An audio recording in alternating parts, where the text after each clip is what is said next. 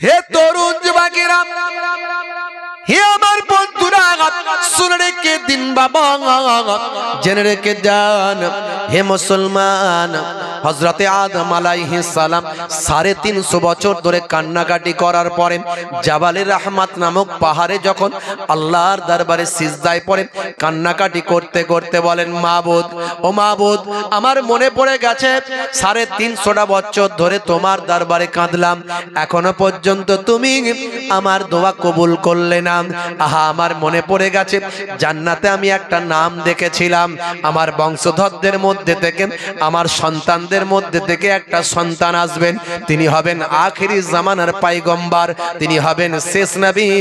তাকে তুমি এত ভালোবাসো, মহাব্বত করো যে তার নামটা তোমার নামের সঙ্গে জুড়ে দিয়েছ।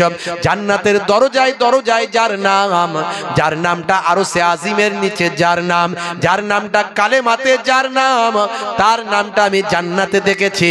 সেখানে আমি দেখতে পেয়েছি লা ইলাহা ইল্লাল্লাহু মুহাম্মাদুর রাসূলুল্লাহ।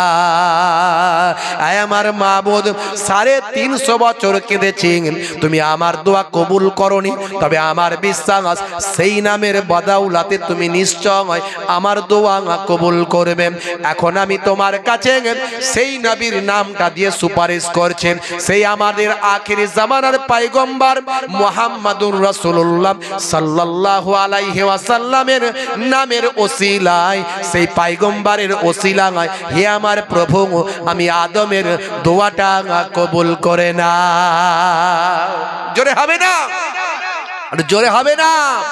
হে তরুণ যুবকেরা, আমার আল্লাহর পক্ষ থেকে সেই সময় জানিয়ে দেওয়া, হে আদম, শুনে রেখে দাও, আমি তোমার দোয়া 350 বছর কবুল করিনি, এতদিন তোমার কোন সুপারিশ আমার কাছে কাজে লাগেনি, কিন্তু এবার তুমি এমন সুপারিশ এনেছ, হে আদম শুনে রেখে দাও, তুমি এমন সুপারিশ এনেছ যে সুপারিশ আমি আল্লাহ ফেরাতে লজ্জাবোধ করেন। হে আদম শুনে রেখে দাও, তুমি যে নামটা নিয়ে এসেছ, যে নামের সুপারিশ চেয়েছ, তিনি হলেন নবিউল আম্বিয়া, তিনি হবেন আখিরি জামানার পয়গম্বর, আর তাকে আমি আল্লাহ বানিয়েছি ইমামুল আম্বিয়া, সমস্ত নবীদের ইমাম, সমস্ত নবীদের নেতা বানিয়েছি।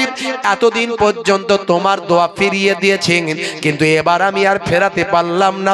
যাও যাও আদম, আমার সেই নবীর ওসিলায় আমি আল্লাহ তোমার দোয়াকে কবুল করে নিলাম। জোরে হবে না? আরে জোরে হবে না? মাথা তুললেন, খুশি হয়ে গেলেন। হযরতে আদম নবী খুশি হয়ে আল্লাহ দোয়া কবুল করেছে, মাথা তুললেন, চোখের পানি মুছে নিলেন, তাকিয়ে দেখলেন জেদ্দার দিক থেকে 350 বছর কান্নাকাটির পরেও যাকে আমি পাই নাই, জেদ্দার দিক থেকে দেখতে পান মা হাওয়া আলাইহিস সালাম ওই জাবালে রাহমাতের দিকে এগিয়ে আসছেন। 350 বছর পর আরাফাতের ময়দানে হযরতে বাবা আদম, মা হাওয়া একত্রিত তারা হয়েছিলেন। এই জন্য আরাফাত, আরাফা, আররাফা ইউআররিফু তারিফান, আররাফা ইউআররিফু তারিফান। বাবজি আমার, এই আরাফা, আরাফা, আররাফা ইউআররিফু, এই আরাফাত বলা হয় অর্থাৎ পেহচাননা, চিননা, জাননা, পেহচাননা, এই চেনা জানা পরিচয়, এই পরিচয় ঘটেছিল 350 বছর পর। এই জন্য এটাকে বলা হয় আরাফাতের ময়দান। জোরে বলুন সুবহানাল্লাহ। বাপজি আমার, তরুণ যুবকেরা আমার, মুরব্বিয়ানেরা আমার, ভাইরা আমার, তাহলে আদম নবীকে আল্লাহ সৃষ্টি করে মা হাওয়া আলাইহিস সালাতু ওয়াস সালামকে আল্লাহ সৃষ্টি করেছিলেন। শয়তান ওয়াসওয়াসা দেওয়া শুরু করেছিল উম্মতে আদমকে, সমস্ত নবীদের উম্মতকে, আখিরি জামানার পয়গম্বরের উম্মতকেও শয়তান ওয়াসওয়াসা দেবে। মিনাল জিন্নাতে ওয়ান নাস, মানুষের মধ্যে থেকে, জিনেদের মধ্যে থেকে। ভাইরা আমার, শয়তান, মেন শয়তানকে এখন আর ওয়াসওয়াসা দিতে হয় না। শয়তানের চালা চাম্পট আছে, আলা ওলাদ আছে। শয়তানের আল আওলাদ আছে, তারাই কাজ করে, তারাই ওয়াসওয়াসা দেয়। কেউ জেনা ব্যভিচার করানোর কাজে লিপ্ত আছে, শয়তানের আওলাদদের মধ্যে কেউ জেনা ব্যভিচার করানোর কাজে লিপ্ত আছে, কেউ খুন খারাপি মারপিট করানোর কাজে একটা ছেলে লিপ্ত আছে, আর একজন ভাই আমার মানুষের মনে অহংকার তাকাব্বুরি ঢুকিয়ে দেওয়ার কাজে লিপ্ত আছে। তারা এইভাবে তার আওলাদেরা কাজ করে। মেন শয়তানকে কিছু করতে হয় না, সে সিংহাসনে বসে বসে বাদশাহী করে, বুঝতে পারছেন বাপজি আমার, তরুণ যুবকেরা আমার।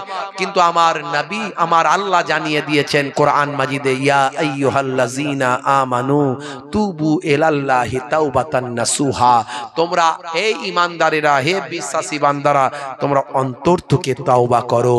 আর যদি কোনো বান্দা তওবা করে অন্তর থেকে, আমার আল্লাহ বলছেন তার জীবনের গুনাহ আমি আল্লাহ মাফ করে দিই। জোরে হবে না? বন্ধুরা আমার, তরুণ যুবকেরা আমার, আপনাকে আমাকে 5 ওয়াক্ত নামাজ ফরজ করা হয়েছে। অনেকে আমরা 5 ওয়াক্ত নামাজ পড়ি না। হে তরুণ যুবকেরা, নামাজ ছেড়ে দেবেন না বাবা, নামাজ ছেড়ে দেবেন না। আফজালুল ইবাদাতে ইবাদাতুস সালাত, সমস্ত বড় ইবাদত হলো, সবচেয়ে আফজাল ইবাদত হলো সালাত, নামাজ। সেই নামাজ ছেড়ে দিয়ে কখনো জান্নাত পাওয়া যাবে না। সেই নামাজ ছেড়ে দিয়ে কখনো আল্লাহর ওলির ভক্ত হলেও জান্নাতে যেতে পারবেন না। কারণ যত বড় বড় আল্লাহর ওলি এসেছেন, তারা ইবাদত করে আল্লাহর ওলি বান্দা হয়েছে। কোন ওলি বান্দা গাছ থেকে পড়ে গিয়ে ওলি হয়ে যায়নি, আকাশ থেকে পড়ে গিয়ে ওলি হয়ে যায়নি। বড় পীর সাহেব মাটি থেকে বেরিয়ে ওলি হয়ে যাননি। বড় পীর সাহেবও ইবাদত করে আল্লাহর ওলি হয়েছেন। ইরাকের জঙ্গলে দীর্ঘদিন ধরে আল্লাহর ইবাদত করে ভাই আমার তিনি এমন এক পর্যায়ে পৌঁছেছিলেন যে আমার আল্লাহ তাকে কুদরতি খাবার দান করতেন। জোরে বলুন সুবহানাল্লাহ। বন্ধুরা আমার, খাজা গরিব নওয়াজ এমন ইবাদত করেছিলেন, আমার আল্লাহ এমন তাকে মকবুল বান্দা করেছিলেন।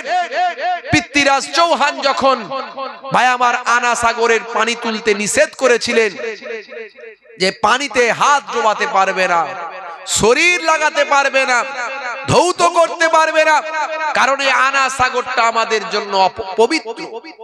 এই সাগর আমাদের জন্য পবিত্র। এখানে যারা যারা দর্শনার্থী দর্শন করতে আসে এই টেম্পলে, তখন এই আজমির শরীফের জমিনে একটা টেম্পল ছিল, একটা উপাসনা গৃহ ছিল। এই রাজা রানীর নামে গৃহ। গৃহটা কি? রাজা রানীর নামে গৃহ।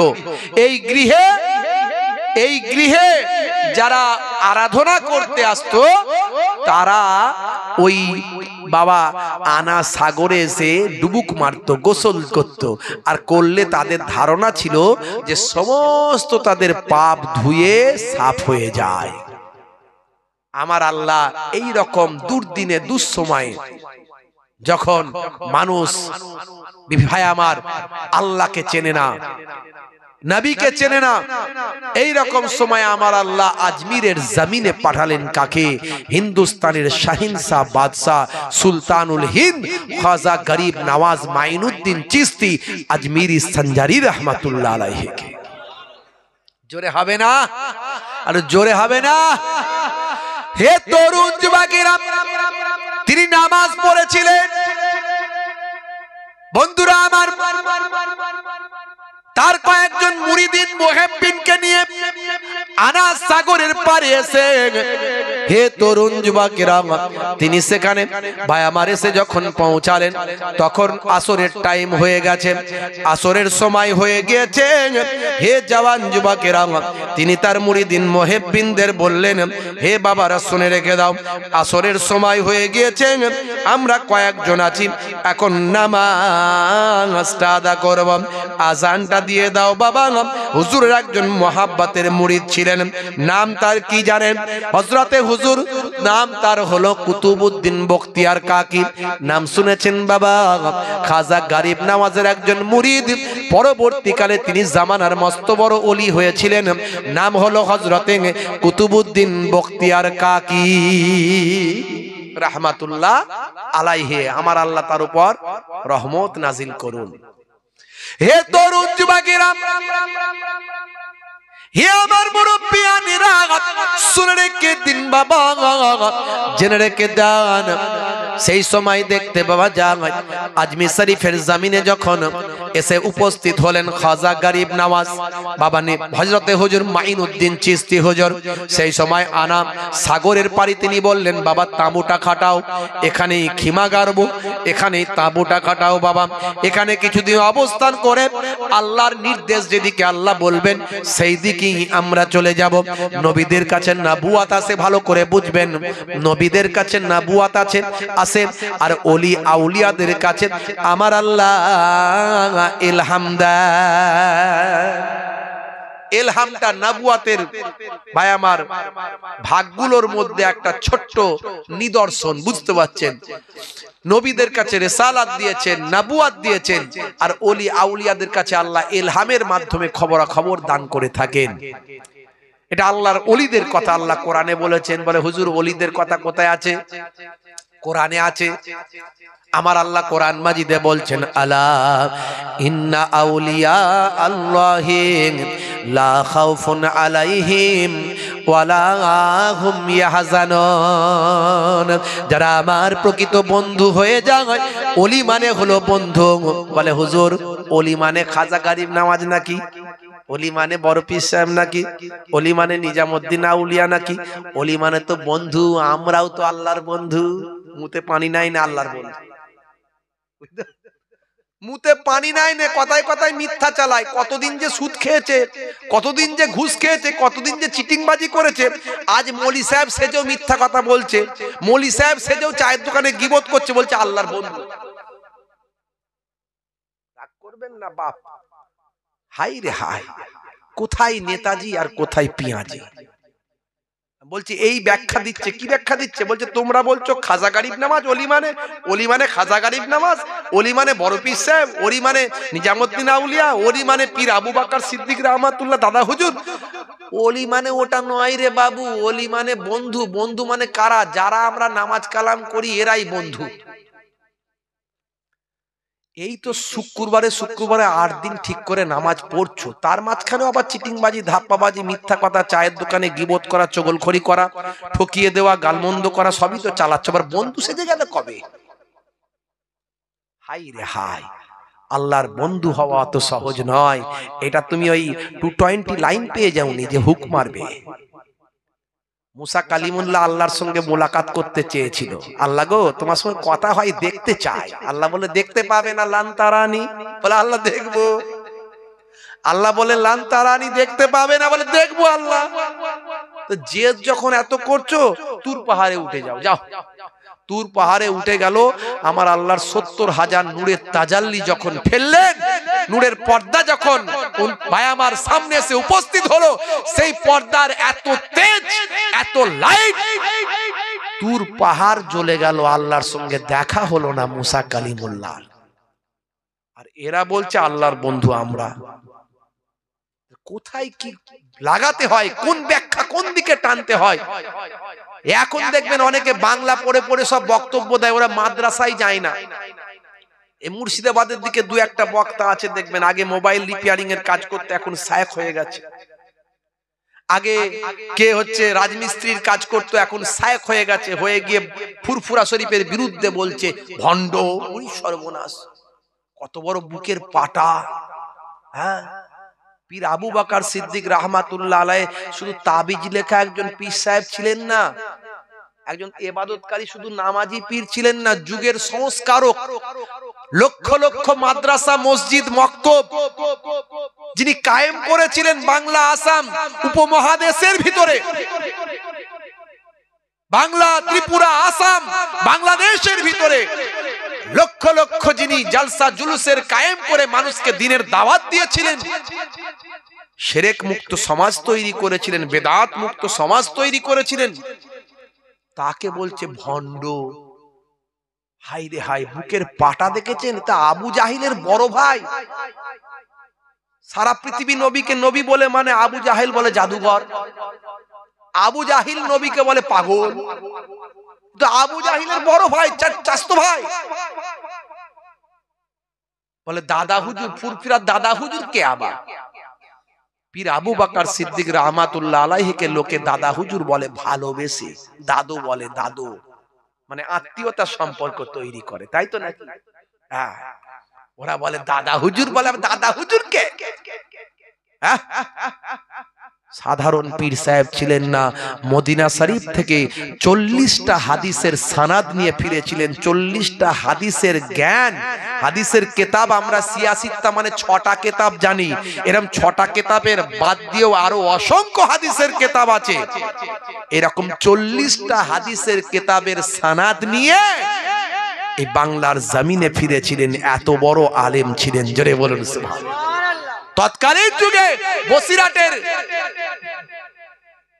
পীর মাওলানা আল্লামা রুহুল আমিন সাহেব রাহমাতুল্লাহ আলাইহি, সেই জামানার তিনি একজন এত বড় আলেম বাংলার জমিনে যে তার উপরে কোনো বাংলায় আলেম ছিল না। তিনি কলকাতা আলিয়া থেকে যখন পড়াশোনা করেছিলেন তার উপরে টপার আর কে হতে পারেননি। সমস্ত মাওলানাদের উপরে তিনি টপার, অনেক উপর লেভেলের টপার, তার উপরে যাওয়ার কারো ক্ষমতা ছিল না। তিনি দুনিয়াবি এলেম সব শেষ করে বললেন, দুনিয়াবি এলেমে আমার সঙ্গে আর লেগে কারো কেউ পারার ক্ষমতা নাই, কিন্তু আমি দুধ চিনেছি, দুধ থেকে মাখন কেমন করে করতে হয় জানি না। দুধ চিনেছি, দুধ থেকে ঘি কেমন করে বের করতে হয় জানি না। দুধ চিনেছি, দুধ থেকে দধি কেমন করে করতে হয় জানি না। যিনি জানেন তার কাছে যেতে হবে, তাকে ওস্তাদ হিসাবে মানতে হবে। খুঁজে খুঁজে ইলমে জাহিরির সঙ্গে সঙ্গে ইলমে বাতিনির জ্ঞান অর্জন করার জন্য, ইলমে লাদুন্নির জ্ঞান অর্জন করার জন্য, ইলমে তাসাউফের জ্ঞান অর্জন করার জন্য, ইলমে মারিফাতের জ্ঞান অর্জন করার জন্য খুঁজে খুঁজে পীর আবু বকর সিদ্দিক রাহমাতুল্লাহ আলাইহি, আপনার আমার দাদা হুজুর, আপনাদের দাদা হুজুর আমার পন্নানা জান হুজুর, ছোট হুজুর পীর কেবলা আমার নানা জান, আপনারা জানেন তো নাকি না জানেন না? নানা জানের আব্বা জান দাদা হুজুর পীর কেবলা রাহমাতুল্লাহ আলাইহির খেদমতে গিয়ে নিজেকে আত্মসমর্পণ করলেন। হুজুর, আপনাকে আমি ওস্তাদ হিসাবে কবুল করে নিলাম। পীর নাম শুনলে কিছু মানুষের চুলকানি শুরু হয়। পীর মানি মনে করে ভণ্ড, পীর মানি মনে করে ওই গেঁজার টান মারে, মাজারে থাকে, সিজদা করে, চাদর চড়ায়, মাথা ঠোকে, এরাই মানে পীর। পীর মান দেখেছো ফুরফুরা শরীফে কোথায় চাদর আছে, ফুল আছে, সিজদা আছে, সুজুদ আছে, ভাই আমার কবরে হাজত মান্নত আছে, মেয়েদের প্রবেশ আছে, হই হায় আছে, কোথায় দেখেছো? হক পীর চিনতে হবে বাপ, সহজে আল্লাহকে পাওয়া যাবে। পীর মানে হলো বুজুর্গ, পীর মানে হলো উস্তাদ, পীর মানে হলো টিচার। টিচার বললে অসুবিধা নাই, উস্তাদ বললে অসুবিধা নাই, পীর বললে এদের চুলকানি চালু হয়ে যায়। বলে পীর কথাটা কোরআনে আছে নাকি?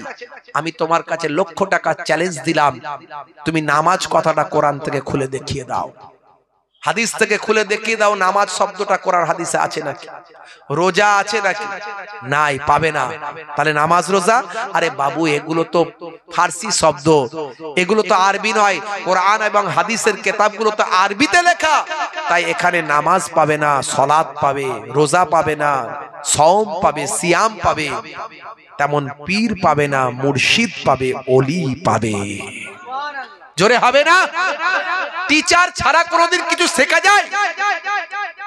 এখন ফেসবুকের বক্তা ফেসবুক থেকে বলছে পণ্ডিত হয়ে যাব,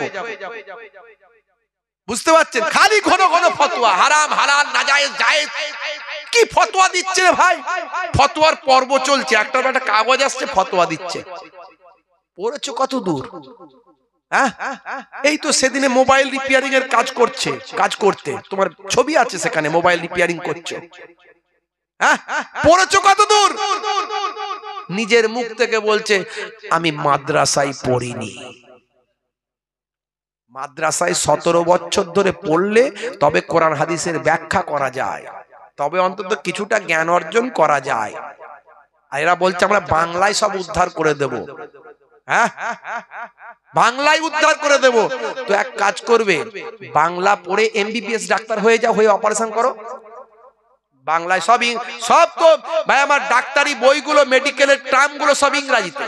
কেউ যদি মনে করে আমি বাংলায় সব পড়ে নেব, নিয়ে আমি এমবিবিএস ডিগ্রি হয়ে গেল, আমি অপারেশন করব।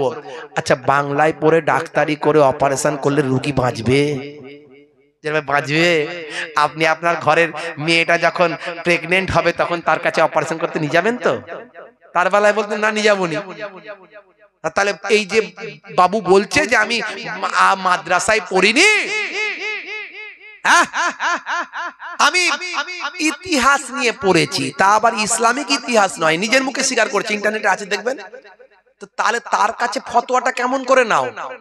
বাংলা পড়া একটা ডাক্তার যে এমবিবিএস করেনি বা যে হয়েছে কোন রকমে হয়েছে ডাক্তার, সে অপারেশন করতে পারে না, তার কাছে তুমি যখন অপারেশন করতে নিয়ে যাবে না, বাংলা পড়া ডাক্তারের কাছে অপারেশন করতে যাবে না, তাহলে তুমি বাংলা পড়া একজন সাধারণ ইতিহাসের লোকের কাছে ফতোয়াটা কেমন করে নিচ্ছ? ফতোয়া কি অত সহজ নাকি? 16-17 বছর ধরে মাদ্রাসায় পড়ার পরেও আবার 2 বছরে স্পেশাল মুফতি পড়তে হয়, ইফতা পড়তে হয়, ফতোয়ার কিতাব পড়তে হয়, ফিকহ পড়তে হয়, কুদুরি পড়তে হয়, হেদায়া পড়তে হয়, আরো বড় বড় কিতাব পড়তে হয়, তবে ফতোয়াতে নলেজ আসে। তারপরে ফতোয়া দিতে গেলে বুক কাঁপে মুফতিদের। অনেক সময় বোর্ড তৈরি করে 10টা মুফতি মিলে ফতোয়া দেয়, কারণ আল্লাহর দরবার তাদের গ্রেফতার হতে হবে। দুনিয়ায় লোক বুঝতে পারবে না, কিন্তু আল্লাহ ছাড়বে না। কি করে তুই ফতোয়া দাও? এদের আবার কিছু ভক্ত হয়েছে, বুঝতে পারছেন? আখেরি জামানা, এরা আবার ওলিয়া আউলিয়া বাইজিদ বোস্তামি রাহমাতুল্লাহ আলাইহিকে বলছে বেদাতি। বাইজিদ বোস্তামি রাহমাতুল্লাহ আলাইহি এত বড় ওলি, তাকে বলছে বেদাতি। খাজা গরিব নওয়াজের বিরুদ্ধে এরা কটূক্তি করে। এদের মুখের তেজ এতটা বেড়েছে, বাংলাদেশেও কতগুলো ওদের দলের লোক আছে, তারা এদের এত বেদাতি করতে করতে এত মুখের তেজ বেড়েছে যে সাহাবায়ে কেরামদের বিরুদ্ধেও এরা বলে বেদাতি। বলুন না নাউজুবিল্লাহ। আবু বকর ওমর ফারুক রাদিয়াল্লাহু তাআলা আনহুকে বলছে বেদাতি। কারণ কি না, এরা হচ্ছে 20 রাকাত তারাবি পড়ে না তো। ওমর ফারুক রাদিয়াল্লাহু তাআলা আনহু রাষ্ট্রীয়ভাবে 20 রাকাত তারাবির নামাজ প্রতিষ্ঠা করেছিলেন, তাই ওমর ফারুককে এরা সহ্য করতে পারে না, বলে ওমর ফারুক বেদাতি। যে ওমর ফারুক সম্পর্কে আল্লাহর নবী বলছেন লাউ কানা বাদি নবিয়্যুন লাকানা আমর, আমার পরে আল্লাহ যদি কাউকে নবী বানাতেন তো ওমরকে আল্লাহ নবী করে দিতেন। এরা ওসমান জিন্নুরাইনকে এরা বলে বেদাতি। কেন না, ওসমান জিন্নুরাইন ভাই আমার জুম্মার দিনে সানি আজান প্রতিষ্ঠা করেছিলেন। সানি আজান, দ্বিতীয় আজান দেওয়ার প্রয়োজনীয়তা অনুভব করে দ্বিতীয় আজান প্রতিষ্ঠা করেছিলেন। এরা ওসমান জিন্নুরাইনকে বলে বেদাতি। যে সাহাবায়ে কেরামদের আমার নবী দুনিয়াতে জান্নাতের সার্টিফিকেট দিয়েছেন 10 জনকে, তার মধ্যে 4 খলিফা, আল্লাহর নবী যাদের জান্নাতের সার্টিফিকেট দিয়েছে, এদের মুখের এত তেজ সেই সাহাবাদের পর্যন্ত বলে বেদাতি। ঈমান থাকবে? নবী বলছেন আসহাবিকান নাজুম, আমার সাহাবারা হলো আকাশের নক্ষত্রের ন্যায়। বেআইহিম ইক্তাদাইতুম ইহতাদাইতুম, যদি তোমাদের মধ্যে কেউ তাদের ইক্তেদা করে মানে অনুসরণ করে, আমি রাসূল বলছি ইহতাদাইতুম, তোমরা হেদায়েত প্রাপ্ত হয়ে যাবে। এদের এত ফতোয়ার তেজ, এদের কয়েকটা ফতোয়া আমরা মাঝে মাঝে জন্য নিয়ে ঘুরি, কারণ আমাদের ছেলেগুলোকে তো আমরা সেইভাবে তৈরি করতে পারিনি। তো এদের ফতোয়া শুনে ওদের ভাই আমার এদের কিছু কথাবার্তা শুনে আমরা দেখছিস কেমন দিচ্ছে, তাই এদের ফতোয়া দু একটা নিয়ে ঘুরি। বাবা, এই রং তামাশাই মেতে উঠুনি, বিপদে পড়ে যাবে। ভাইরা আমার, তরুণ যুবকেরা আমার, আমি কয়েকটা নিয়ে ঘুরি, তাই এখন যদি চলে আপনাদেরকে শুনিয়ে দিচ্ছি। বন্ধুরা আমার, তরুণ যুবকেরা আমার, কথায় কথা বেড়ে যায়, চলে এলো। আমি খাজা গরিব নওয়াজের কথা একটুখানি বলছিলাম, ওইটুকু বলি শেষ করব। বন্ধুরা আমার, তরুণ যুবকেরা আমার, মুরব্বিয়ানেরা আমার, দরুদ শরীফ আল্লাহুম্মা সাল্লি আলা মাওলানা মুহাম্মাদ ওয়া আলা আলিহি সাইয়্যিদিনা মাওলানা মুহাম্মাদ। ভাইরা আমার, এদের একটা বক্তা বলছে, আমি নাম বলছি না, আপনারা শুনলে শুনতে পাবেন। নাম রেখেছেন আব্দুর রশিদ আছে না? নাম আছে না আব্দুর রশিদ, এ নাম রাখা হারাম, চলবে না, একদম নাই। গোলাম মাবুদ নাম আছে না? আছে, নাম রাখা হারাম, চলবে না। জাহাঙ্গীর নাম আছে, চলবে না। শাহজাহান নাম আছে, চলবে না। ইয়াসিন চলবে না, এসব নাম রাখা চলবে না। যে নামের অর্থ হয় না সে নাম রাখা ইসলামে নাজায়েজ, চলবে না। আল্লাহর নামের আগে আব্দ শব্দ লাগানো যাবে। আল্লাহর নাম রশিদ, আল্লাহর নাম আছে নাকি? নাই, রশিদ নাম নাই। এই নামগুলো খুব সাবধান। এরকম অনেকগুলো বক্তব্য দিয়েছে, বুঝতে পারছেন? বলছে রশিদ নাম আল্লাহর নাই। আজই গিয়ে কোরআন শরীফটা চেক করবেন, 99টা আল্লাহর সিফাতি নাম আছে, শেষের দিকে দেখবেন আর রশিদ আল্লাহর নাম আছে। জোরে বলুন সুবহানাল্লাহ। এ বেটা জানি না যে রশিদ নাম আল্লাহর আছে, অথচ ফতোয়া দেয়। মানে যা মুখে আসে শুধু হারাম, নাজায়েজ। হারাম বলতে গেলে কোরআন এবং হাদিসের, সহি হাদিসের এবং কোরআনের আয়াত দ্বারা হারাম প্রমাণিত করতে হবে। যেমন আল্লাহ কোরআনে বলেছেন, ইন্নামা হাররামা আলাইকুমুল মাইতাতা ওয়াদ দামা ওয়া লাহামাল খিনজির। এখানে তিনটে জিনিসকে আল্লাহ হারাম করেছেন। মৃত চতুষ্পদ জন্তু খাওয়া আল্লাহ হারাম করেছেন, প্রবাহিত রক্ত খাওয়া আল্লাহ হারাম করেছেন, শুকরের গোশত খাওয়া আল্লাহ হারাম করেছেন। তো আল্লাহ যে কোরআনের আয়াত দ্বারা নির্দেশ করেছেন তবে তাকে হারাম বলা যায়। বলছে আব্দুর রশিদ নাম রাখা হারাম, মানে লক্ষ লক্ষ লোকের আব্দুর রশিদ নাম আছে, সব হারাম হয়ে গেছে। কথা ঠিক না বল? বলছে ইয়াসিন নাম রাখা হারাম। তো এদেরই তো চাস্তো ভাই একটা বক্তা আছে আবার, হ্যাঁ, কিছুদিন আগে পুরপুরার বিরুদ্ধে খুব বলছিল, ডাব ডাব পেরে নাকি খেতে বলছে, আবার নাকি লুকিয়ে লুকিয়ে বলছে নাকি কিরাম, আমি দেখতে পাচ্ছি তাই বলছি আর কি। তো তাকে গিয়ে বলো তাহলে তোমার নাম রাখা হারাম। অন্য জায়গায় আবার বলেছে যে যাদের এই নামগুলো আছে তাদেরকে আবার আকিকা দিয়ে নাম পাল্টাতে হবে। সামলাও এবারে, আপনাদের এখানে এরকম নাম নাই তো? আছে নাকি জাহাঙ্গীর, শাহজাহান আছে? এই সর্বনাশ করেছে রে, কি বিপদ বলো দেখিনি। না কথাই কথা বেড়ে যাচ্ছে। তো একটা উদাহরণ দিয়ে, হুজুর কি বলে যাচ্ছে রে বাবু, কোনো প্রমাণ আছে নাকি? এই দেখুন প্রমাণ, কেমন এরা ফতোয়া দেয়, বুঝতে পারছেন তো? এখন আমি এই কথার উপরে আলোচনা করলে এখন 1 ঘন্টা লেগে যাবে। আল্লাহর নবী, আমার আল্লাহর নাম সিফাতি নাম আর রশিদ আছে, কোরআন খুলুন। তাহলে আর রশিদ আল্লাহর সিফাতি নামগুলোর আগে আব্দ শব্দটা ব্যবহার করতে হয়, আব্দুন কথাটা ব্যবহার করতে হয়। তাহলে এই জন্যই লক্ষ লক্ষ মানুষের নাম আছে আব্দুর রশিদ, মানে রশিদের বান্দা। জোরে বলুন সুবহানাল্লাহ। এদের মতিগতিটা আমি বুঝতে পেরেছি। শাহজাহান নাম রাখা কেন হারাম বলছে? শাহজাহান নাম মানে কি? এদের ভাবনাটা কিরাম দেখুন। শাহজাহান মানে কি? জাহানের বাদশাহ। আলমগীর মানে কি? আলামের গীর মানে বাদশাহ। তা আলামের বাদশাহ, শাহজাহান মানে জাহানের বাদশাহ। এই কথাগুলোর অর্থ নেওয়া হয়েছে যে দুনিয়াবি জীবনে এই জগতের সাধারণ মানুষের বাদশাহ, তাকে শাহজাহান বলা হয়। যদি বলেন হুজুর কুল কায়নাতের ব্যাখ্যায় যদি যাওয়া যায়, ওটা নয়, ব্যাখ্যা ভুল করলে হবে না। এই আপনার ঘরে কিতাব আছে না নাই? যেরকম আছে, পড়াশোনা করেছেন তো, কিতাব আছে না নাই? ডাক্তারি কিতাব, মাস্টারি কিতাব, গ্রাজুয়েশন, এইচএস। আরে বাবা, আমিও তো একজন টিচার, মাস্টার, উচ্চ মাধ্যমিক হাই সেকেন্ডারি স্কুলের শিক্ষকতা করছি, আজ প্রায় 16 বছর হয়ে গেল। 3 বার টিআইসির দায়িত্ব সামলেছি, এখন আবার অ্যাসিস্ট্যান্ট টিচারের দায়িত্ব সামলাচ্ছি। জি হ্যাঁ, ছেড়ে দিয়েছি, পরে অনেক চাপ নিতে পারবো না। তো আবার পড়াশোনা আপনাদের ঘরেও করেছেন, বই আছে, আমার ঘরেও টুকটাক আছে বইপত্র। পড়াশোনা একটু আল্লাহ করিয়েছেন, title, MA, master degree, BEd, এই টুকটাক যেটুকু আল্লাহ, এই ছোটখাটো ডিগ্রি মিগ্রি যেটুকু আল্লাহ করিয়েছেন বাপজি আমার। তো এই যে বইগুলোকে আরবিতে বইকে কি বলে? কিতাব। কি বলে? কিতাব। কিতাবুন মানে বই। আচ্ছা বলুন, আপনার ঘরে যে মাস্টার ডিগ্রির বই আছে ওটাও কিতাব, আর কোরআন মাজিদটাকেও আরবিতে কি বলবে? বইটা কি বলবে? কিতাব। দুটো কিতাব এক হলো? কথা বলে না। দুটো কিতাব এক হলো? আচ্ছা বলুন তো, বাইতুন মানে ঘর, আরবিতে বাইতুন মানে কি? ঘর। তাই তো। আর কাবা ঘরটাও ঘর, ওটাকে কি বলবেন? বাইতুন বলবেন, ঘর, তাই তো। তাহলে এই ঘর আর ওই ঘর এক। আর জোরে বলেন।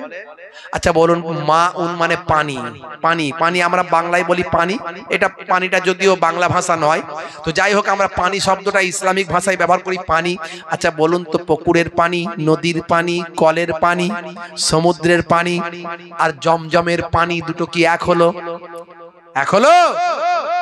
জমজমের পানি, তারপরে আপনার কি বলে, আপনার ওই হাউজে কাউসারের পানি এক হলো? জান্নাতের হাউজে কাউসার, জান্নাতে জান্নাতীরা পান করবে হাউজে কাউসার, এই কাউসারের পানি এক হলো? হ্যাঁ, আমার আল্লাহ কোরআন মাজিদে বলেছেন, ইন্না আতাইনাকাল কাউসার, আমি আল্লাহ নিশ্চয় তোমাকে কাউসার দান করেছি। কাকে বলছেন? আমার নবীকে। তো সেই হাউজে কাউসারের পানি এক নয়, তাহলে এই পানি আর সেই পানি এক নয়, এই ঘর আর ওই ঘর এক নয়, এই কিতাব আর ওই কিতাব এক নয়, এই শাহজাহান জাহানের বাদশা আর আমার আল্লাহ কুল কায়নাতের বাদশা, দুই বাদশা এক নয়। জোরে হবে না? যা বলে এরা বসে না, এরা বসলে এমন যোগ্য যোগ্য আলেমরা রেডি হয়ে আছে, বুঝতে পারছেন? কিন্তু কি হবে, ভাইয়ে ভাইয়ে অশান্তি, ছি ছি ছি। দেখা গেল ভাই আমার, দোস্ত আমার, এদের পেছনে আমেরিকা, ব্রিটেন, ইহুদি, নাসারারা টাকা খরচা করছে, যাতে করে শত শত বছর ধরে মুসলমানদের মাঝখানে যে নিয়ম কানুন চলে এসেছে, সেই নিয়ম কানুনের মধ্যে এমন এমন হারাম হারাম করবে, করে সব বিভাজন তৈরি করে দাও, ফাটল তৈরি করো, ঝগড়া তৈরি করো, তাহলে ইসলামের গ্রোথ কমে যাবে। আজকে Cassius Clay, Tyson, Hanuman, Gary Miller, ইলিমা, Jennifer, Gold, David, mister Brain, পৃথিবীর বিখ্যাত বিখ্যাত ব্যক্তিগুলো আজকে তারা ইসলামের সুশীতল ছায়ায় আসছে, কোরআন পড়ে তারা অবাক হচ্ছে, নবীর আদর্শ পড়ে তারা অবাক হচ্ছে। তাহলে এই যে মানুষের মধ্যে ইসলাম সম্পর্কে একটা সুন্দর ভাবনা চিন্তা তৈরি হচ্ছে, এটা যাতে না হয়, এদের কাজ হলো শুধু মুসলমানদের ভিতরে এই রকম ডিবেট তৈরি করো, ঝামেলা তৈরি করো, বিভাজন তৈরি করো, ফিতনা তৈরি করো, তার বিনিময়ে এদের অ্যাকাউন্টে টাকা ঢোকে। ভালো করে খবর নেবেন, এটা আমরা অনেক আগে থেকে বলে এসেছি, আর প্রমাণটা হয়ে গেছে কদিন আগে। এই কদিন আগে প্রমাণ হয়েছে যে ফিলিস্তিন ইসরায়েল লড়াই হচ্ছে, এই লড়াইয়ে নিরীহ নিরস্ত্র ফিলিস্তিনিদের শহীদ করছে কারা? বোমা ফেলে ফেলে নিরীহ মানুষদের শহীদ করছে ইহুদিরা, ইসরায়েলিরা, নেতাইয়াহুর দলেরা। বুঝতে পারছেন? 21,000-এরও বেশি নিরীহ নিরস্ত্র ফিলিস্তিনিরা শহীদ হয়েছে। আজকে ফিলিস্তিন ইসরায়েল যে লড়াই চলছে, এর ইতিহাস আমি 1000 বছরের ইতিহাস বলেছি, ইন্টারনেট সার্চ করবেন পেয়ে যাবেন। ইন্টারনেটে আমার 20-25 হাজার বক্তব্য আছে, বিভিন্ন পার্ট পার্ট বিভিন্ন বিষয় নিয়ে আলোচনা করেছি। বন্ধুরা আমার, এই ফিলিস্তিন ইসরায়েলের যে লড়াই, এই লড়াই আজকের নয়, 75 বছরের লড়াই।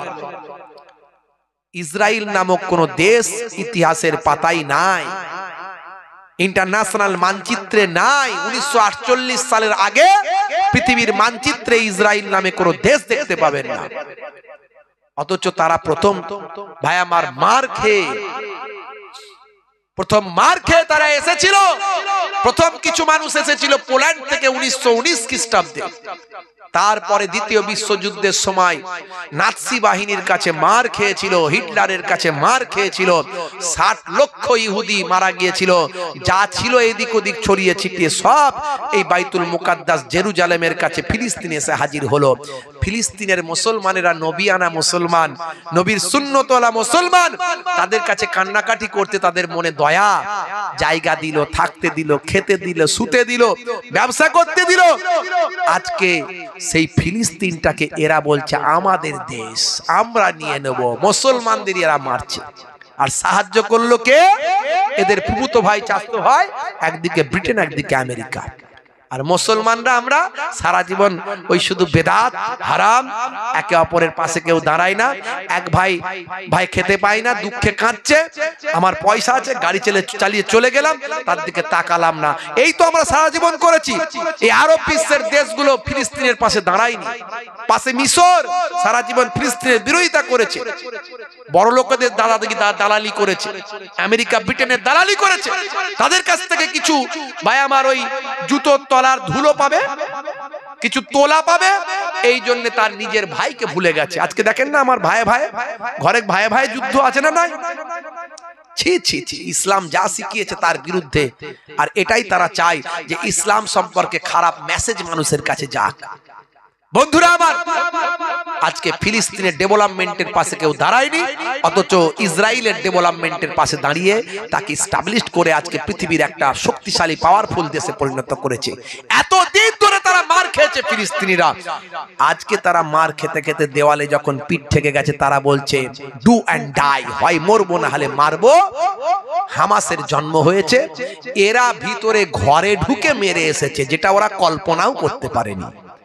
এই মারার পরে কিছু মৌলবী সাহেব যারা ওদের তোলা চাটছো এতদিন ধরে তোলা খেত, তাদের আবার গায়ে লেগে গেল এই বাংলা, পশ্চিমবঙ্গ, ত্রিপুরা, আসাম, বাংলাদেশ, এদের কিছু ওই তোলাওয়ালা মৌলবীদের গায়ে লাগলো। বলছে এটা ঠিক করলো নেই, কেন হামাস গিয়ে ভিতরে মেরে আসবে, এটা তো ঠিক করেনি, এই ফিলিস্তিনিরা খারাপ, ফিলিস্তিনিরা ভালো নয়, হামাস ভালো নয়, এই ইসরায়েল ভালো, ওদের ঈমান এক, ওরা শিরক করে না, ওদের ঈমান ঠিক আছে।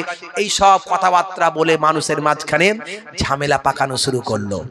তারপরে বাংলাদেশের একজন স্কলার, নাম হলো আবু তোহা আদনান ভাই আমার, তিনি একটা অন্য আকীদার মানুষ, আমরা অন্য আকীদার মানুষ, কিন্তু মৌলিক বিষয়ে সারা পৃথিবীর যত আহলে সুন্নাহ ওয়াল জামাতের মানুষ আছে সবার কিন্তু মৌলিক বিষয় এক।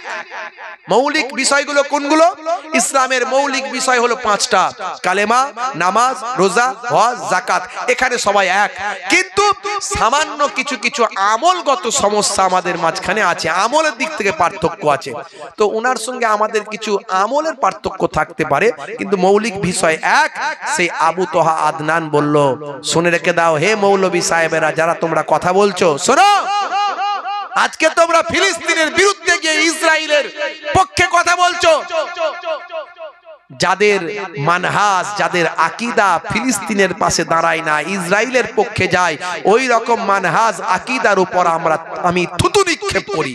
এই কথাটা বলার পরে উনি কারো নাম ধরে বলেননি যে অমুক সিলসিলা, অমুক দল, অমুক মাযহাব, ওই যারা তোলা এতদিন খাচ্ছিল তাদের গায়ে লেগে গেছে, তারাই চিৎকার করতে শুরু করে দিয়েছে। তার মানে কি হলো? ঠাকুর ঘরে কে, আমি তো কলা খাইনি, চোরের মন পুলিশ, তাহলে বোঝা গেল, ধরা পড়ে গেল বিশ্বের মুসলমানের কাছে যে এরাই এতদিন ধরে তোলা খাচ্ছিল। এটা আজকে প্রমাণিত হয়ে গেল আল্লাহর পক্ষ থেকে। বন্ধুরা আমার, এরা সব ওই দলের লোক, ভালো করে বুঝতে হয় বাপজি আমার, আখেরি জামানা ঈমান বাঁচানো বড্ড দায়। এই জন্য বলি, আল্লাহ এবং রাসূলকে পেতে গেলে, নবী আনা তারিকা চলতে গেলে ওলি আউলিয়াদের দেখানো পথে চলতে হবে। খাজা গরিব নওয়াজ, হিন্দুস্তানের বাদশা মাইনুদ্দিন চিশতি আজমিরি রহমাতুল্লাহ আলাইহি ভাই আমার, এসে সেই সময় বললেন, কই গো কুতুবউদ্দিন, জোহরে আসরের সময় হয়ে গেছে, আজানটা দাও। তো এমন সময় কুতুবউদ্দিন বখতিয়ার কাকি, যিনি পরবর্তীকালে মস্ত বড় আল্লাহর ওলি হয়েছিলেন, তিনি আজানটা দিলেন। তিনি আজান দিলেন, কি বললেন? আল্লাহু আকবার, আল্লাহু আকবার, আল্লাহু আকবার,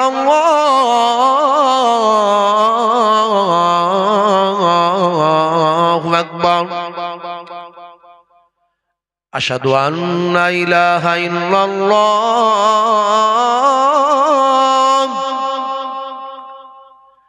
আশহাদু আন্না ইলাহা ইল্লাল্লাহ,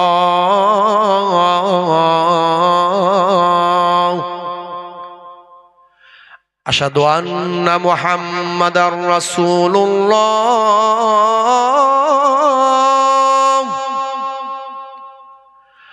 আশহাদু আন্না মুহাম্মাদার রাসূলুল্লাহ।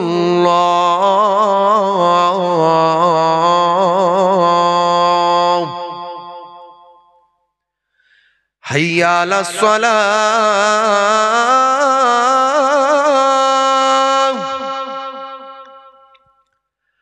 হাইয়া আলাস সালাহ।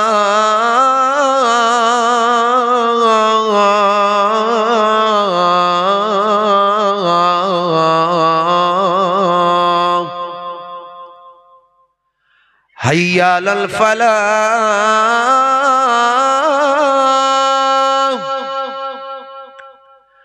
হাইয়া আলাল ফালাহ।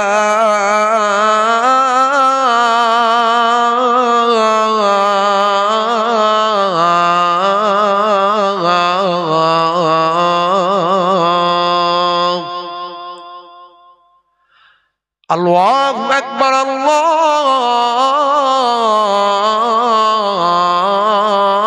আকবার। লা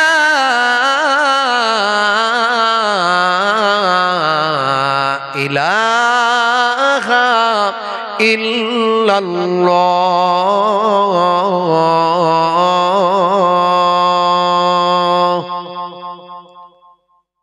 ভাইরা আমার, আজান একটা মধুর সুর, একটা মধুর বাণী।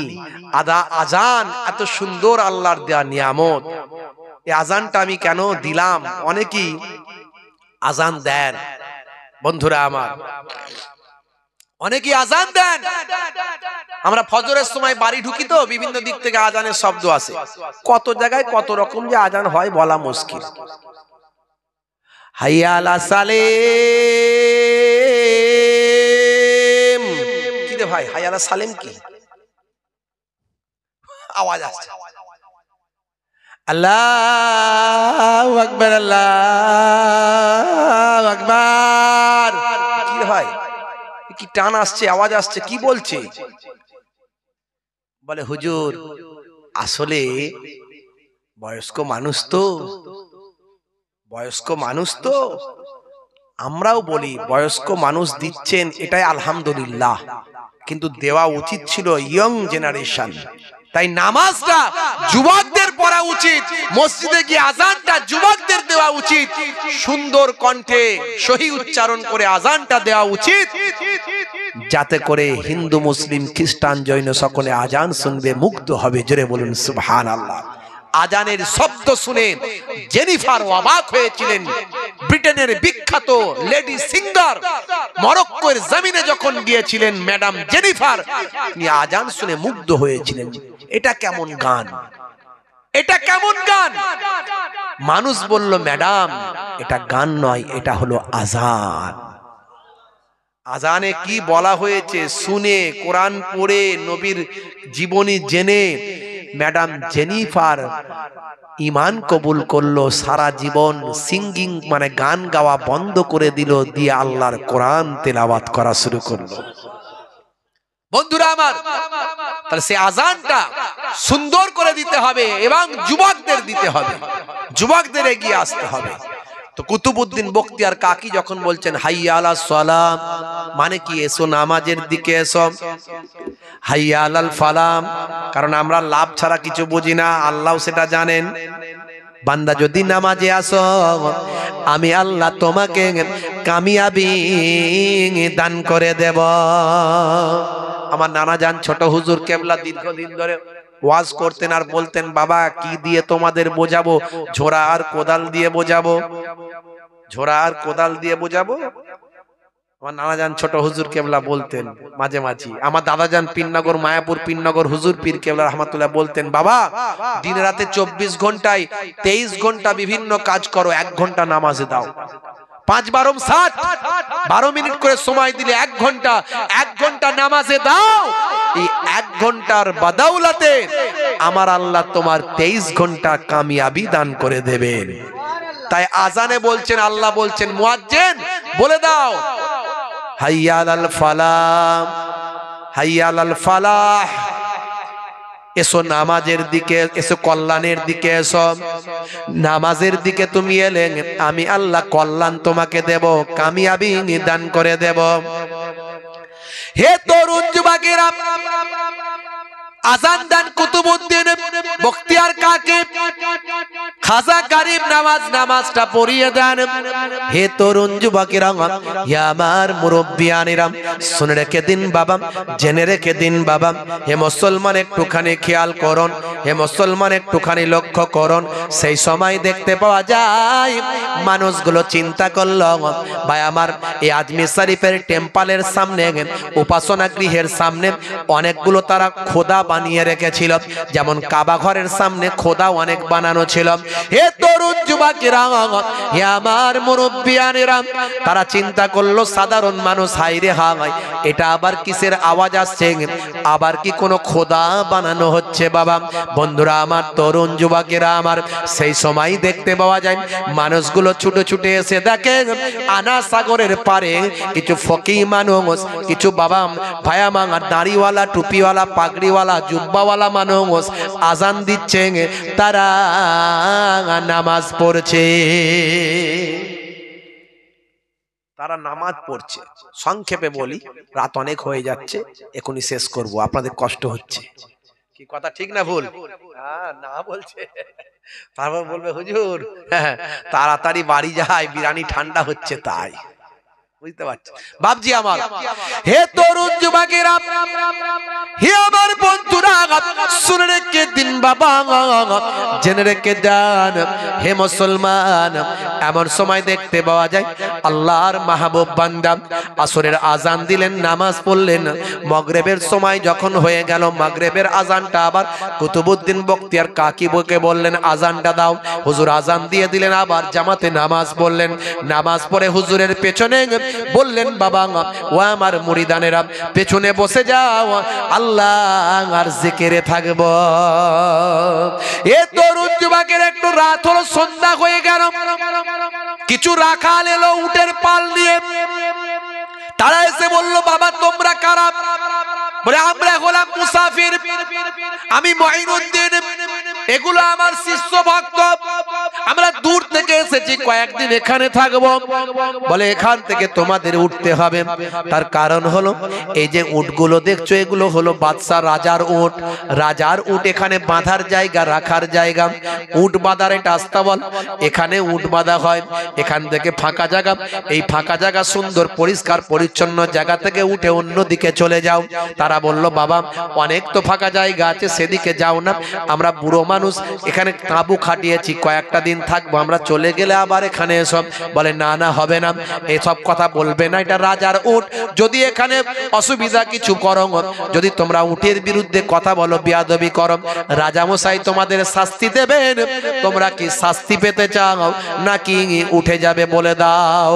হে তরুণ যুবকেরা, হে আমার বন্ধুরা, আল্লাহর মাহবুব বান্দা হযরতে খাজা বাকি খাজা মুঈনুদ্দিন চিশতি আজমেরি সঞ্জারি রাহমাতুল্লাহ আলাইহি কুতুবউদ্দিনকে বললেন বাবা কুতুবউদ্দিন, সকলকে নিয়ে উঠে পড়ো বাবা।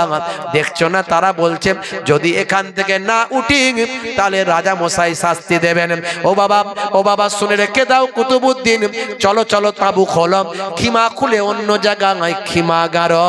তবে মনে রাখবে বাবা কুতুবউদ্দিন, উট এখানে বসবে, উট আর উঠবে না। উট বসবে বটে, উঠবে না। বন্ধুরা আমার, তরুণ যুবকেরা আমার, মুরব্বিয়ানেরা আমার, সংক্ষেপে বলি, অনেক বড় ঘটনা তো অনেক সময় লেগে যাবে, এমনি রাত হয়ে গেছে, ছোট করে বলে দিই, শুধু একদম সাবস্ট্যান্ড সার সংক্ষেপটা ছোট্ট করে বলে দিই। বন্ধুরা আমার, এমন সময় দেখতে পাওয়া যায় তারা উঠে চলে গেলেন, হুজুর উঠে চলে গেলেন, সঙ্গীরা উঠে চলে গেলেন, উটকে বেঁধে টেঁধে দিয়ে রাখালের পাল চলে গেল।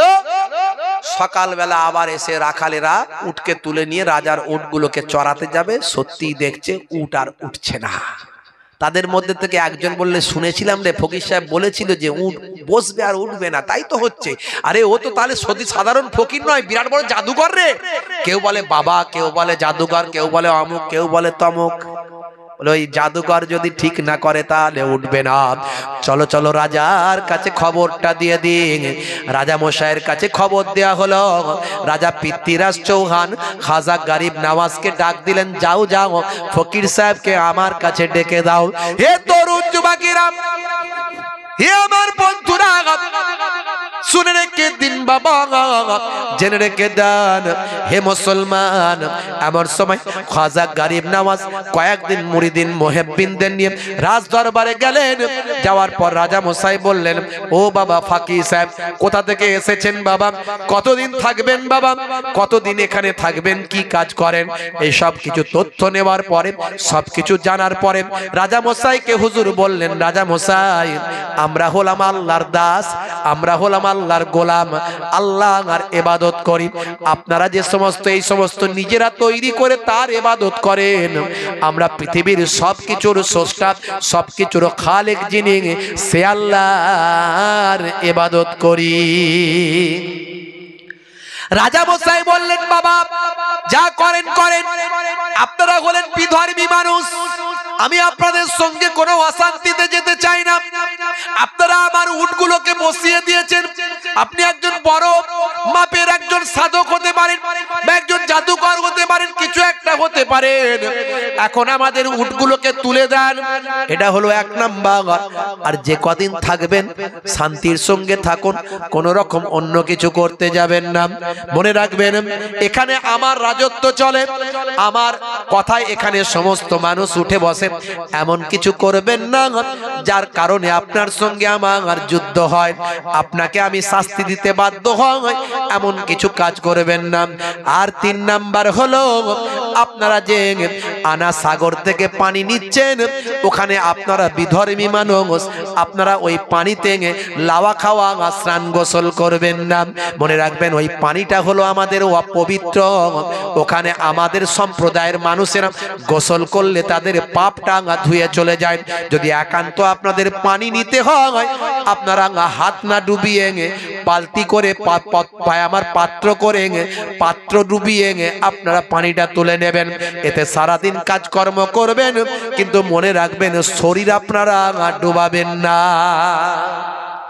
আনা সাগর মানে কোনো সাগর নয়, নদী নয়। আনা সাগর মানে কোনো সমুদ্র নয়, এটা একটা দিঘির মতো, এটা একটা বড় পুকুরের মতো।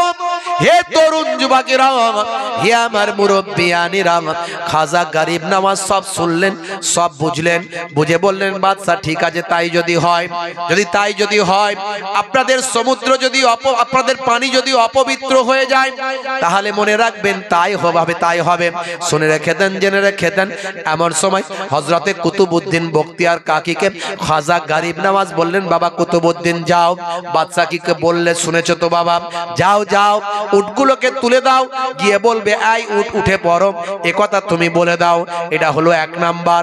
আর 2 নাম্বার হলো, দেখেছো তো বাদশাহ বলেছে পানি যেন অপবিত্র না হয়, আমরা নাকি পানিতে নামলে পানি অপবিত্র হবে, আমরা নাকি ওযু করলে ওযু পানিটাও অপবিত্র হয়ে যাবে। যাও যাও, তাহলে পানি তো আমাদের প্রয়োজন, যে কদিন থাকবো পানি লাগবে, তাহলে মনে রাখবে আমাদের বড় পাত্রটা যেটা আছে সেটা ডুবিয়ে তুমি পানিটা তুলে নাও। যাও যাও, গিয়ে বলবে মঈনুদ্দিন পানি তোলার জন্য পাঠিয়েছে, হে পানি পাত্রের মধ্যে চলে আসো। হে তরুণ যুবকেরা, হে আমার বন্ধুরা, শুনে রেখে দিন বাবা, খাজা গরিব নওয়াজ মঈনুদ্দিন চিশতি আজমিরি সঞ্জারি রহমাতুল্লাহ আলাইহির নির্দেশ পাওয়ার পর, হে তরুণ যুবকেরা, ভাই আমার কুতুবউদ্দিন বখতিয়ার কাকি উটের কাছে গিয়ে বললেন, হে উট, আল্লাহর হুকুমে উঠে পড়। বলার সঙ্গে সঙ্গে উটেরা সবাই তাড়াতাড়ি দাঁড়িয়ে যায়। জোরে হবে না? আরো জোরে হবে না? আল্লাহ তোমার কাছে ডাকি বারে বার, আল্লাহ তোমার কাছে ডাকি বারে বার, করুণা আমার উপর করো গো আবার। আল্লাহ তোমার কাছে ডাকি বারে বার, করুণা আমার উপর করো গো আবার। আল্লাহর ওলি গরিব নওয়াজ, ভক্ত নিয়ে আজমিরে যান। আল্লাহর ওলি গরিব নওয়াজ, ভক্ত নিয়ে আজমিরে যান। আনা সাগরের পারে গিয়ে হুজুর সেখানে তাবু খাটান। জনতা বলে কি তোমার নাম, জনতা বলে কি তোমার নাম, রাসূলের উম্মত খোদার গোলাম। জোরে হবে না, জোরে হবে না। হে তরুণ যুবকেরা আমার, হে আমার বন্ধুরা, হে আমার মুরব্বিয়ানেরা, শুনে রেখে দিন বাবা। এমন সময় দেখতে পাওয়া যায় কুতুবউদ্দিন বখতিয়ার কাকি একটা পাত্র নিয়ে গিয়ে যখন আনা সাগরের সামনে গিয়ে যখন পানিটা যখন তুলছেন, হে খাজা গরিব নওয়াজ পাঠিয়েছেন, হে পানি আমার পাত্রে উঠে আসো। পানিটা যখন ডুবিয়েছেন, ডুবিয়ে তোলার সঙ্গে সঙ্গে একটা ঘূর্ণিঝড়ের মতো পানির উপর হলো। সমস্ত টোটাল পানিটা ওই পাত্রের মধ্যে এলো। ভাই আমার, ওই পুকুরটা, হ্রদটা, দিঘিটা সে সময় শুকিয়ে যায়। জোরে হবে না, জোরে হবে না। এই ঘটনা দেখার সঙ্গে সঙ্গে ৩২,০০০ মানুষ ঈমান কবুল করেছিল। ৩২,০০০ মানুষ ঈমান কবুল করেছিল। হে তরুণ যুবকেরা, হে আমার বন্ধুরা, ওই টেম্পলের ওই বাবা উপাসনা গৃহের যারা পণ্ডিত ছিল, যারা খাদেম ছিল, তারা রাজা মশাইয়ের কাছে গিয়ে বলল, রাজা মশাই, এ তো সর্বনাশ হয়ে যাচ্ছে। ওই যে ফাকির সাহেব এসেছে, পীর সাহেব, ওই যে বাবা এসেছে, জানি না কি জাদুঘর নাকি, যা করছে তাতে মানুষ পাগল হয়ে যাচ্ছে। হাজার হাজার মানুষ তার কাছে গিয়ে তার শিষ্য ভক্ত হয়ে যাচ্ছে। তাড়াতাড়ি ব্যবস্থা করুন, না হলে আপনাকে মানার মতো এই আজমিরের জমিনে আর কোন মানুষ থাকবে না। হে তরুণ যুবকেরা, হে আমার বন্ধুরা, শুনে রেখে দিন বাবা, জেনে রেখে দেন। হে মুসলমান, এমন সময় দেখতে পাওয়া যায় রাজা মশাই শুনে অবাক হয়ে গেলেন। বলেন, একদিন উট বসিয়ে দেয়, উট আর ওঠে না। একদিন পানি তুলে নেয়, পানি সব শুকিয়ে যায়। যাও যাও, তার সঙ্গে ঝগড়া করো না, অশান্তি করলে পারবে না। এত বড় একজন সাধক, এত বড় একজন জাদুঘর, তার সঙ্গে লড়াইটা অন্যভাবে করতে হবে। তার সঙ্গে লড়াই অস্ত্র দিয়ে করলে আমরা জয়লাভ হব না। যাও যাও, তাকে হাতে পায়ে ধরে হলো আমার দরবারে এনে হাজির করে দাও। হে তরুণ যুবকেরা, আমি আমার ছোট্ট কবিতায় ঘটনাটাকে তুলে ধরার চেষ্টা করেছি। ভাঙাচোরা কবি, মাঝে মাঝে একটু কলম চালাই সময় পেলে, বুঝতে পারছেন। এমনি তো ব্যস্ত মানুষ, দিনে চাকরিজীবী লোক, রাতে জলসা, জলসা করলে লোক শুনলে দেখুন না 2 ঘন্টার জায়গায় 2.5 ঘন্টা পার হয়ে যাচ্ছে। হবে না কিনা শেষ করে দেবো? কারা কারা চান না হাত তুলে দেখান তো দেখি। আবার একবার বলবো, কারা কারা চান হাত তুলে দেখান তো দেখি। ওরে বাবারে, সবাই হাত তুলে যাচ্ছে। তাহলে এইটাই গন্ডগোল, মানে আপনারাই হাত তুলে দেন বলে আমার 3 ঘন্টা হয়ে যায়, আমার বাড়ির লোক রাগারাই করে, বুঝতে পারছেন। আরো অন্যান্য যারা আমাকে ভালোবাসে তারা বলে, হুজুর এটা কি করছেন, শরীর নাকি অন্য কিছু। এই যে আপনাদেরকে বললাম কারা কারা চান হাত তুলে দেখান, মানে হবে বলছে, হ্যাঁ হোক, আরো বলেন। আচ্ছা, আমার মা হলে কি বলতো, বাবা আর বলিস না, অনেক বলেছিস বলতো তো। আপনারা আমাকে বলছেন যে আরো বলো, মানে হুজুর বড়ুক আর মাছুক দেখার দরকার নাই। কথা ঠিক না ভুল? ভাইরা আমার, তরুণ যুবকেরা আমার ছোট্ট কবিতা এটা লিখেছি। আল্লাহ তোমার কাছে ডাকি বারে বার, ক্ষমতা তুমি প্রভু দাও না আবার। আল্লাহ তোমার কাছে ডাকি বারে বার, ক্ষমতা তুমি প্রভু দাও না আবার। হে তরুণ যুবকেরা, রাজা মশাই ডাকলেন, ডেকে যখন বলেছিলেন পানিটা একবার তুলে নাও, পানিতে আর গা লাগাবে না, শরীর লাগাবে না, হাত ডুবাবে না। রাজার কথাতে দুঃখ পেয়ে খাজা বাবা মুরিদে সে সময় বলেন, আল্লাহ তোমার কাছে ডাকিবারে বার, ক্ষমতা তুমি প্রভু দাও না আবার। রাজার কথাতে দুঃখ পেলেন খাজা বাবা মুরিদে বলেন, রাজার কথাতে দুঃখ পেলেন খাজা বাবা মুরিদে বলেন, যাও বাবা কুতুব দরিয়ার ধারে, এক লোটা পানি আনো গো তুলে। যাও বাবা কুতুব দরিয়ার ধারে, এক লোটা পানি আনো গো তুলে। এক লোটা পানিতে দরিয়াটা, এক লোটা পানিতে দরিয়াটা শুকিয়ে হলো পুরো ফাঁকা। জোরে হবে না? জোরে হবে না? হে তরুণ যুবকেরা, হে আমার বন্ধুরা, শুনে রেখে দিন বাবা, জেনে রেখে যান। আবার রাজামশাই ডাক দিলেন। এবার রাজামশাইয়ের সুর নরম হয়ে গিয়েছেন। রাজামশাই দেখতে সর্বনাশ, পানি যদি একটা লোটার মধ্যে, একটা বা আমার একটা পাত্রের মধ্যে সব চলে আসে, তাহলে তো সাধারণ মানুষ নয়, এর বিরাট ক্ষমতা। হে তরুণ যুবকেরা, রাজ দরবারে সম্মান করে বলা হলো, বাবা পীর সাহেব, বাবা বাবা গুরুদেব, বাবা পীর সাহেব, বাবা আপনি যেই হন না কেন, এত বড় সর্বনাশ আমাদের করবেন না। আপনার কাছে করো জোরে আবেদন, আমাদের পানি আমাদের ফিরিয়ে দিন। আমাদের লক্ষ লক্ষ মানুষ এখানে পানিতে স্নান করে, তারা পুণ্য লাভ করে, তারা নিজেদের পাপগুলো এখানে মোচন করে। আর এই পানি যদি না থাকে তাহলে সব সর্বনাশ হয়ে যাবে। আপনি আমাদের সঙ্গে এমন ঘটনা ঘটাবেন না, এমন ঘটনা ঘটাবেন না।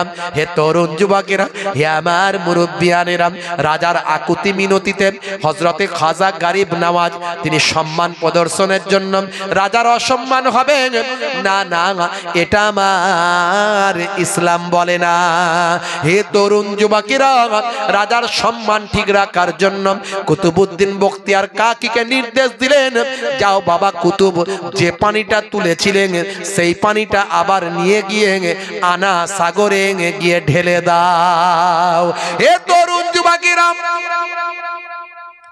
হযরতে কুতুবউদ্দিন বখতিয়ার কাকী রাহমাতুল্লাহ আলাইহি পানিটা নিয়ে গিয়ে আবার আনা সাগরে যখন ঢেলে দিলেন, ঢালার সঙ্গে সঙ্গে আল্লাহর কুদরতি ক্ষমতা আবার আনা সাগরটা পানিতে পরিপূর্ণ হয়ে যায়।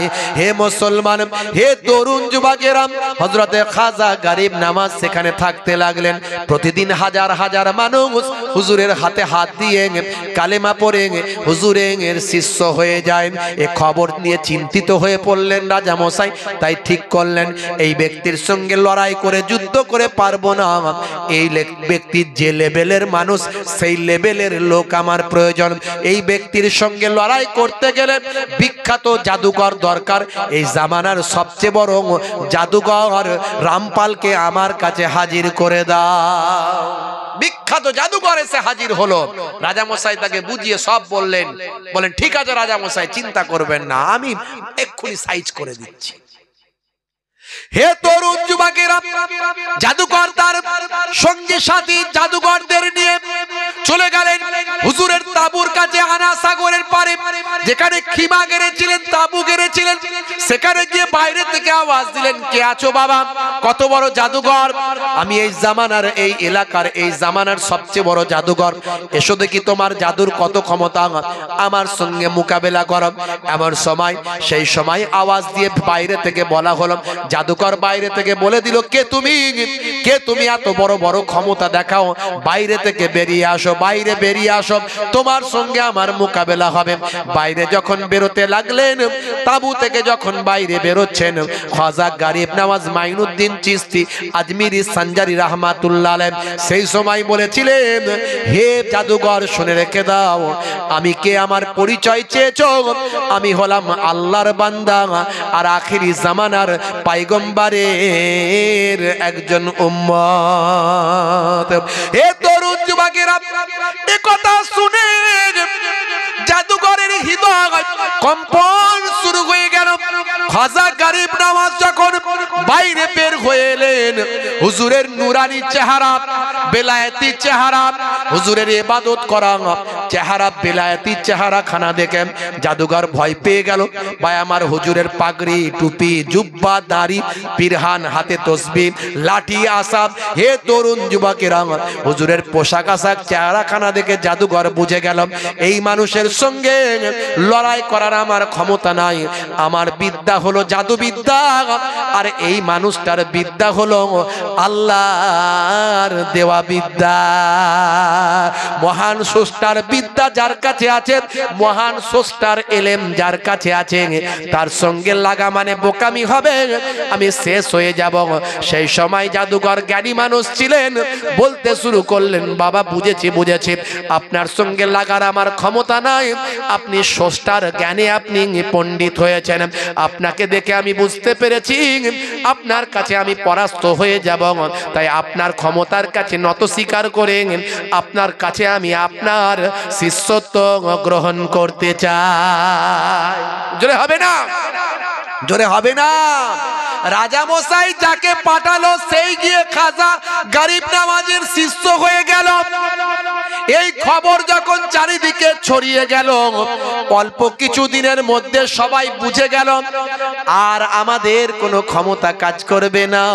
হে তরুণ যুবকেরা, কিছু দিনের মধ্যে দেখতে পাওয়া যায়, ভাই আমার, দেখতে দেখতে সারা ভারতবর্ষের জমিনে কিছু দিনের মধ্যে 90 লাখ মানুষ খাজা গরিব নওয়াজের হাতে হাত দিয়ে তার শিষ্যত্ব গ্রহণ করেছিল।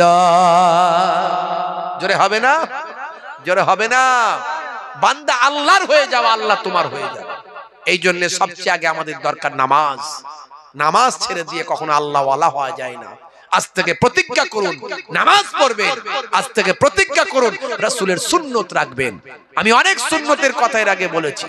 ডান দিকে কাত হয়ে ঘুমানো সুন্নত, বসে পানি পান করা সুন্নত, চেটে বুঝে খাওয়া সুন্নত, পরিমিত খাবার খাওয়া সুন্নত, খাওয়ার আগে পেটটাকে 3টে ভাগে ভাগ করে খাওয়া সুন্নত। মাঝে মাঝে ভাই আমার, দোস্ত আমার, তরুণ যুবকেরা আমার, মুরব্বী আনেরা আমার, খাওয়া দাওয়ার আগে পরে একটু লবণ মুখে দেওয়া সুন্নত, খাওয়া দাওয়ার পরে একটু মিষ্টি খাওয়া, এটা নবী পছন্দ করতেন, এটা ভালো। বন্ধুরা আমার, যা কিছু এর আগে আমি বলেছি, কোরআন এবং হাদিস থেকে অনেক প্রমাণ দেওয়ার চেষ্টা করেছি। যা আল্লাহ এবং রাসূল বলেছেন সবের মধ্যে বিজ্ঞান আর বাস্তবতা আছে, কারণ আল্লাহর কথা রাসূলের কথা কখনো ভুল হয় না। রাসূল যেটা বলেছেন আল্লাহর কথা বলেছেন, আর আল্লাহর কথা কখনো মিথ্যা হয় না, ভুল হয় না। কারণ কোম্পানি প্রোডাক্ট তৈরি করে আর সঙ্গে পুস্তিকা দেয়, ওই পুস্তিকায় যা লেখা থাকে ঠিক থাকে ভাই, কোনো ভুল নাই। সেরকম আল্লাহ মানুষ নামক প্রোডাক্ট তৈরি করেছেন, সঙ্গে পুস্তিকা দিয়েছেন, সেই পুস্তিকা কোরআন মাজিদে যা লেখা আছে সব ঠিক, কোনো ভুল নাই। বন্ধুরা আমার, তরুণ যুবকেরা আমার, সেই নামাজ আল্লাহ 82 বার কোরআনে বলেছেন নামাজ ছাড়বেন না। ইন্না সলাতা তানহা আনিল ফাহশাই ওয়াল মুনকার, নিশ্চয় নামাজ তোমাকে অশ্লীলতা অন্যায় থেকে দূরে সরিয়ে দেবে। সেই নামাজ পড়ুন। আর রাসূলের সবচেয়ে বড় সুন্নত হলো যেটা, মুখের দাড়ি। মুখের দাড়ি। আজকে বিরাট কোহলি দাড়ি রেখেছে, হরভজন সিং, লিওনেল মেসি, ভাই আমার, হাসিম আমলা, মঈন আলী খান, আসিফ খান, রকি, পৃথিবী বিখ্যাত বিখ্যাত। আর নেতা মন্ত্রী খেলোয়াড় প্লেয়াররা তো অনেকেই রাখছে। তাহলে দাড়ি রাখা এখন ফ্যাশন হয়েছে, দাড়ি রাখা এখন সৌন্দর্য। আপনি দাড়িটা রাখুন সৌন্দর্য হিসাবে নয়, ফ্যাশন হিসাবে নয়। কোন নায়ক গায়ক নায়িকা গায়িকা রেখেছে বলে নয়, খেলোয়াড় প্লেয়াররা রেখেছে বলে নয়, কোন নায়ক গায়ক রেখেছে বলে নয়, কোন নেতা মন্ত্রী রেখেছে বলে নয়। দাড়িটা আপনার ছোট হতে পারে, কিন্তু নবীর সুন্নত মনে করে রাখুন। আজ ছোট আছে, কাল বড় হয়ে যাবে। এই অবস্থায় যদি আপনি মারা যান, কবরে যখন দেওয়া হবে মুনকার নাকির ফারিস্তা বলবে মান রব্বুকা, দেখতে পাবে মুখে দাঁড়ির দেখা, হতে পারে এই দাঁড়িটাই হবে নাজাতের জারিয়া। জোরে হবে না?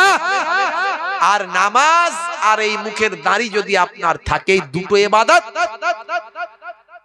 90% অপরাধ পাপ আপনার কাছে ঘেঁষতে পারবে না। এটা আমার কথা নয়, আল্লাহর কথা। আল্লাহ বলছেন যে নামাজ তোমাকে অশ্লীলতা অন্যায় থেকে দূরে সরিয়ে দেবে। এই দুটো কাজ আজকে এখান থেকে বাড়ি নিয়ে যান। বলুন ইনশাআল্লাহ, বলুন ইনশাআল্লাহ। আজ থেকে ওয়াদা করুন, কবে মরে যাব কোনো গ্যারান্টি নাই, কিন্তু নামাজ পড়ে যেন নামাজি হয়ে মরি। যার শেষ ভালো তার সব ভালো। আপনি 10 দিন নামাজ শুরু করেছেন, তারপরে মৃত্যু হয়ে গেল, আল্লাহর খাতায় আপনি নামাজি বলে কবুল হয়ে যাবে। আপনি 10 দিন না দাড়ি রেখেছেন, 10 দিন ছোট দাড়ি, বড় দাড়ি রাখতে পারেন না এখনো, ঠিক আছে, একটু বড় হলে রাখবেন, বয়স হলে রাখবেন, এখন ছোট রেখেছেন। আরেকটু ইমানে মজবুতি হলে রাখবেন, এখন ছোট রেখেছেন। নবীর মহাব্বতে সুন্নত বলে রেখেছেন, মওত হয়ে গেল, ওই দাড়িটা আল্লাহর দরবারে নবীর মহাব্বতে সুন্নত ওয়ালা দাড়ি হিসাবে কবুল হয়ে যাবে। ভাইরা আমার, তরুণ যুবকেরা আমার, মুরব্বিয়ানেরা আমার, দুই একটা কথা আপনাদের মাঝখানে বললাম। আরো অনেক কথা ছিল, কিন্তু আপনাদেরও শোনার শক্তি নাই, আমারও বলার আর শক্তি নাই। বন্ধুরা আমার, নাকি হবে আরো? কি বলছেন? কারা কারা চান না হাত তুলে দেখান। হাত কেউ তুলবে না। যদি বলি চান, বলে হ্যাঁ হুজুর, অসুবিধা নাই। না, আমার মা হলে কি বলবে? বাবা আর বলিস না। তাই আমি আর বলবো না। আবার কি অনেক নাত বলেছে, এত নাত বলার পর বলছে আবার নাত বলতে। আর নয় বাপজি আমার, প্রত্যেকে 3 বার সূরা ফাতিহা আলহামদুলিল্লাহ শরীফ, 3 বার সূরা ইখলাস কুল হুয়াল্লাহ শরীফ, 3 বার দুরূদ শরীফ পাক তেলাওয়াত করেন। আখেরি মোনাজাত হবে। জি হ্যাঁ, সালাম কিয়াম সব আগে হয়ে গেছে, সব কিছু আগে হয়ে গেছে, এখন মোনাজাত হবে। 3 বার সূরা ফাতিহা আলহামদুলিল্লাহ শরীফ, 3 বার সূরা ইখলাস কুল